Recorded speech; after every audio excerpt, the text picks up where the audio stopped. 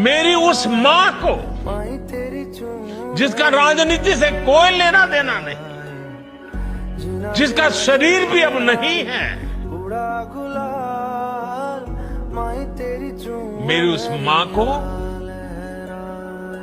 भद्दी भद्दी गालियां दी गई।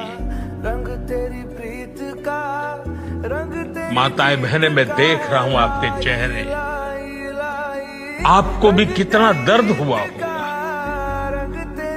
मैं देख रहा हूं कुछ माताओं के आंख में आंसू मुझे नजर आ रहे हैं।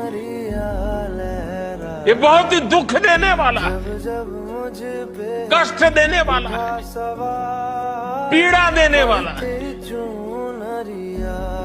क्या गुनाह उस मां का, क्या गुनाह जैसे भद्दी गालियां सुना दी जाए।